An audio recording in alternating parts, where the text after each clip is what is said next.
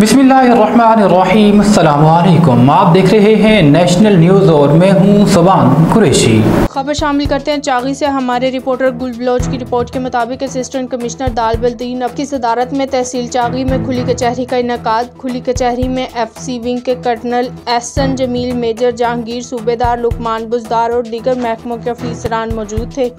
खुली कचहरी में सरदार अब्दुल गयास दुरानी, सदरुद्दीन ऐनी, सैयद हाजी मोहम्मद नबी बलोच, मौलाना उसामा, मीर अब्दुल शकूर, मोहम्मद गुलाम हैदर कुशानी हसनी, इंजीनियर मोहम्मद गौस हसनी और दीगर ने इलाके की बुनियादी मसाइल बयान किए।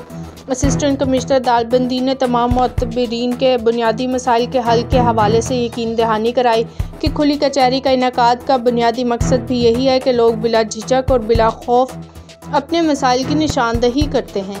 हमारी जिम्मेदारी है कि लोगों के बुनियादी मसाइल को सुनकर उन्हें हल करने की कोशिश करें।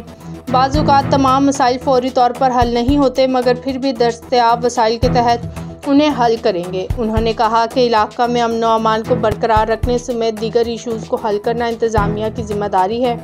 इलाके के लोगों की ताउन के बगैर कोई भी काम मुमकिन नहीं। इस मौका पर यूनियन कौंसिल के चेयरमैन, वाइस चेयरमैन और सियासी पार्टी, सोशल वर्कर और दीगर मुख्तलिफ मकतबा फ़िक्र के लोग शामिल थे।